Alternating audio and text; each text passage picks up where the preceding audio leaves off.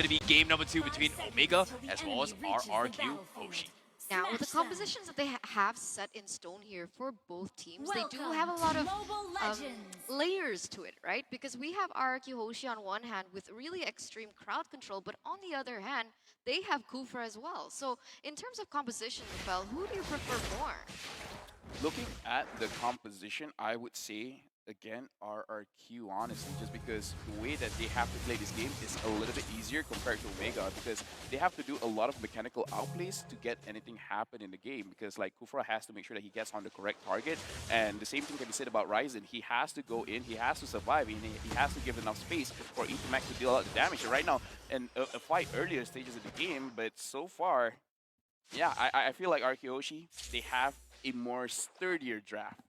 I definitely agree, but R7 now, he is going to be going on a matchup against Paquito. Do you think this is a good matchup? Because I feel like Masha is going to completely dominate this lane unless Renzio is going to be able to do so much. I feel like the Paquito force coming in from Omega was just intentionally just targeted on towards Albert. And we talked about how his link is just a force to begin with. And I feel like Omega, they're just focusing on Albert a little bit too much on the drafts, but hopefully it is going to work out. But now, Chaknu with the engagements onto his win, is there going to be any sort of follow-up coming from Omega? Seems like they are not going to continue, as Albert just hit his 4 just right in their faces. They do not want to overcommit to this stage. I mean, in the early game, I feel like in that mid side, RRQ Hoshi is a bit on the behind. Just saying, because that's a Cillian, he needs a little bit more items. He needs a little bit more scaling potential to be able to deal out the damage that is required of him. Meanwhile, Eve can just slow and use her utility from the get-go, especially when she hits level 4. So with that in mind, hopefully Omega can actually use that to their advantage and capitalize over this fact. But for the moment, it is going to be that turtle already being placed into the Land of Dawn, and we'll see who gets there first. Yep, the first turtle is going to be up for grabs. You can see there has been set up coming from RRQ Hoshi as well. Vin a little bit afraid to do so as well. Ryzen does have the kill potential during punish, but it seems like there is going to be a split fight on towards the purple buff as well. Albert still trying to secure his purple buff, but looks like he is going to lose out on the Retribution War, and Ryzen will come on top. Now, opportunity has been presented itself as well. Albert popping Tempest Blade. He does not have the immunity, and this is Omega's time to shine as they finally pop the Revolution, catches off Clay, and now R7 is in a very, very awkward situation. Renzo is trying to ego challenge his fight, eventually waits for Ryzen to save the day as Ryzen completely snowballs them all out. So this is the opportunity that Omega has been looking forward to. Double kill for the side of Omega, now leading with a 1,000 gold lead, and that is it. That's exactly what we need to see, right? Give Chaknu a hero that he can use to find those types of momentums in the game, and they will definitely deliver. So now, from the side of RRQ Hoshi, how are they going to maneuver around this, understanding that the Ling is going to have a difficult time and may be able to be inhibited by the movements from Chakmamba himself? Well, again, looking at the draft, they have multiple win conditions, not just on the Ling, but Clay as well as Skylar. They can dish out a lot of damage, and they can dish it out from a long range. So as long as the Grok Vin over here can make sure that he can control Omega's rotation, giving enough information for Clay and Skylar to actually do their farm in an optimal way, they can eventually scale up and be a problem for the side of Omega, because they want to go in 1, 2, 3. 3 members of the side of Omega will dash straight into RRQ Hoshi, probably trying to catch Clay off guard. But as long as Clay survives, they should be good. I definitely agree, but as of yet, RRQ Hoshi, they have to play this a little bit safe. They cannot give too much of a lead towards Ryzen, and I've talked about this earlier as well. The Karina excels at being snowbally, and somehow playing safe right now does not help Omega as well. It's pretty counterproductive, especially that Ryzen has been given a 2-kill lead as of yet. Looking at this game, Ryzen, the way that he's playing, I feel like it's fine. I feel like it is okay. I think that they're just trying to see what RRQ Hoshi, like the way that they want to respond, because Omega, they started off being very aggressive. But how aggressive is aggressive? I want them to pick it up a little bit as well, but I want them to focus on one lane, get 2 turrets, and then they can properly set up a map control situation, making sure that Clay and Skylar will have a difficult time to actually position themselves. Agreed. Smart plays coming from RRQ as well, not contesting the second turtle, knowing that this does not worth it. They have to play a little bit more on their next level spike, which is probably by the third turtle phase, which is about 100 seconds before the RRQ decides to to force the issue. Albert now has been safe farming very, very safely throughout this entire fight. But when he comes out for the third turtle fight, I'm pretty sure things are going to be in his favor. But Omega looks like they are going to try and greed things out to try and take an objective up top before heading down bottom. We'll see what happens here. It does seem like Omega wants to push for this, and there doesn't seem to be any answers coming in from RRQ Hoshi. I do understand that they need to be a little bit more patient because they're waiting for those power spikes to show, especially that they do have the Sicilian. But how patient do they have to be? Because they're basically conceding all these objectives on the board just so easily onto Omega, right? One turtle, two turtles have actually already been taken by the side of Omega, one turret to their name as well. And what can RRQ Hoshi do? Because sure, give them the objective in those neutral objectives like the turtle, but look for some compensations on the board. If Omega wants to rotate, look for some mirror movements. I think that's something that they need to do. They want to avoid fights, but they're losing a little bit too much in the process. Pay attention to the mini-map right now. As you can see, Chakno is so far back. He's trying to find a setup to go in for the engagements as well in case RRQ Hoshi decides to back off. And seems like Omega, they want to try and force a fight right now before it happens. But Chakno, look at this. He's going for the revenge. He does catch onto his play, and here comes the setup. Albert was too busy with the purple buff, cannot do anything at all. And that's going to be Omega going for the perfect catch. Chakno, what an amazing game sense coming in. 6 minutes in, already 3-0. So once again, Omega really showing their dominance here in game number 2. This is a huge difference to game number 1. And why has this happened here, Lefel?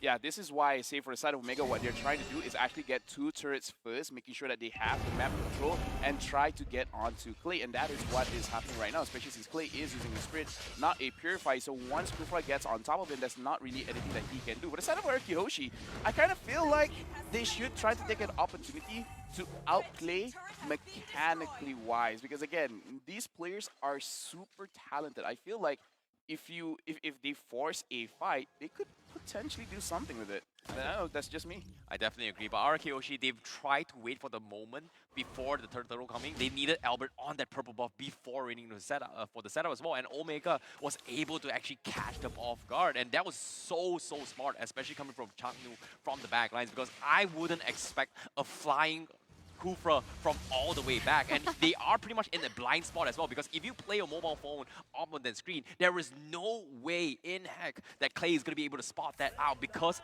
of that blind spot, which is on the bottom left on the screen. Yeah, right now the real inflation has been set up, and R7 is going straight on to E2max. E2max taking a lot of damage. Finn is being chunked down as well, and look at Kelra. Kelra going straight for Skylar. So far, no kills have been had. Only E2max has been taken down, but for the side of RRQ Hoshi, they're still healthy, but they're not really trying to get any more out of this fight. They still just want to farm. Omega is playing it so disciplined as well. They're not giving any cracks for RRQ Hoshi to actually capitalize on. They're being very objective, they're being very disciplined. As now we're going to take a little peek into the players' gold, we see that 3 members from the side of Omega Esports are going to be dominating in that area, with Ryzen now at the top of that leaderboard. So this Karina, like you mentioned before, ICBaby has actually snowballed from that early game. But what I'm surprised is Renzio is actually top on that damage dealt. Yeah, I definitely agree. I feel like this snowball coming from Omega is good, but I feel like it's not hot enough yet. And RQ, they are still mirror matching up, because if you compare the levels between both Albert as well as Ryzen is level 12. Albert is also level 11. It's not that far behind, so it's still a very doable situation. It's all about buying for that time. But as of yet, RQ, they're going to make an attempt here down bottom. Renz is all by himself, but this is an annoying Paquito. Meanwhile, mid-late, however, Skylar is going to take a little bit too much damage, but it seems like Omega will not press the issue. So that is going to be a failed attempt coming from Omega to get a little bit more out of this situation.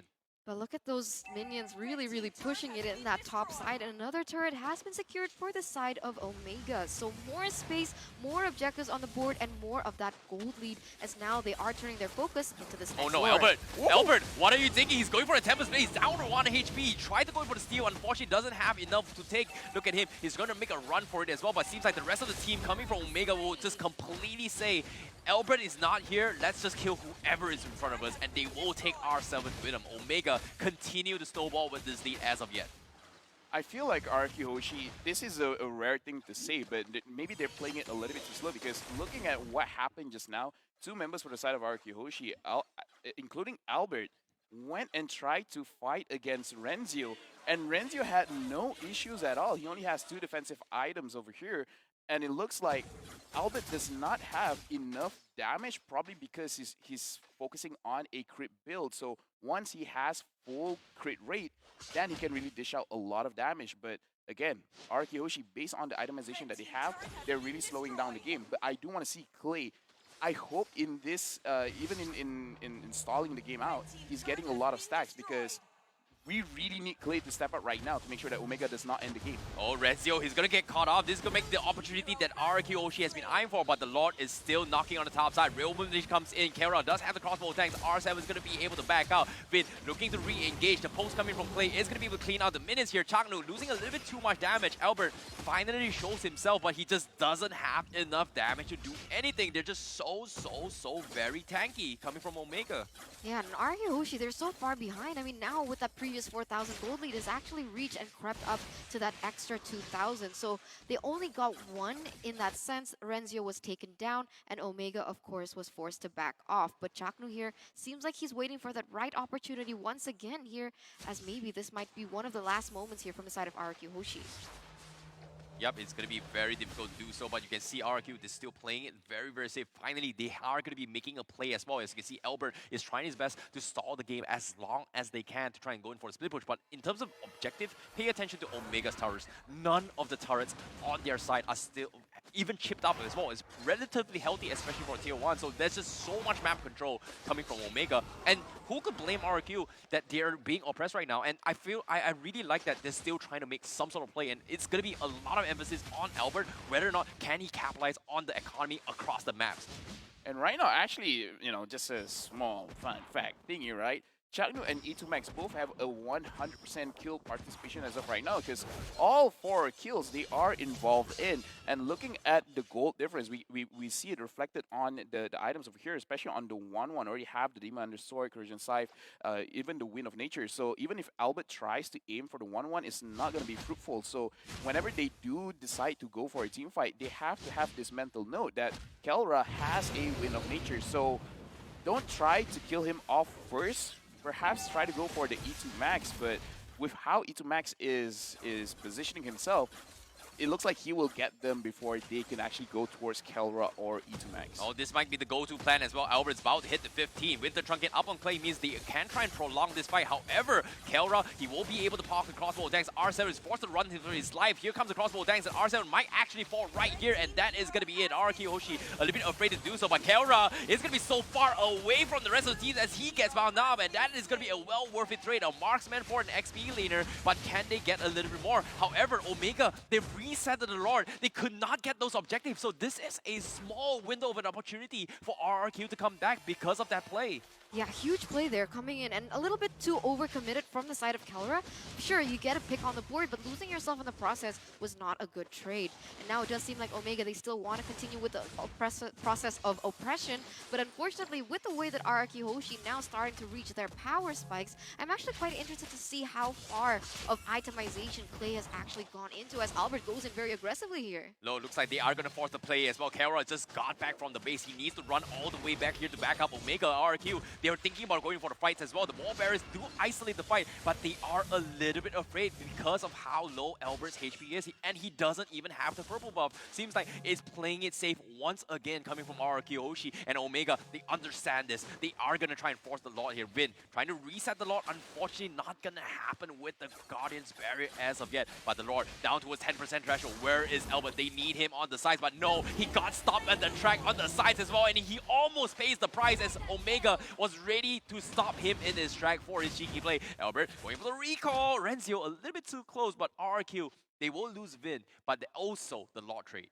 Right now, looking at how RRQ is proceeding, I feel like part of the problem is Omega right now knows how Albert moves around the map, and that is why we can see some of his rotations are actually getting disturbed.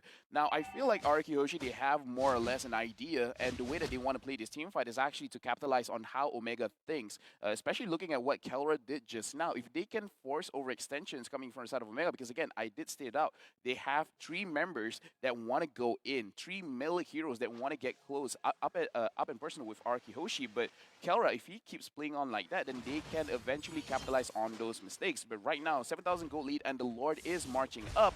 Omega, this is their game to lose. Uh-oh, R7, he almost got the proc with one of the crossbow tanks. Omega can't seem to abuse it as well, but RRQ Hoshi, they're holding on with the inhibitor, trying to chip away at the Lord and try and stall this as much as they can. And that was a very, very quick lockdown, clear down onwards the Lord as of yet. But RRQ Hoshi, they're still trying their best, trying to conceal from the sides. He wants to go in for the catch, but it is still two very, very tanky heroes, so playing it safe. Omega, they don't want to force more as well. Renzo trying to bait out wall charge. Vin is going to be able to do that, but they are still focusing on the inhibitors coming from Omega, chipping away very, very slowly at all the objectives as of yet, as RRQ doesn't want to force the fight yet, just because Skylar has not hit 15 yet. The problem is now only one member from the side of RRQ Hoshi has used that ultimate, so they might want to be able to wait for that because all those resources were actually baited, and now Omega looks like they're going in.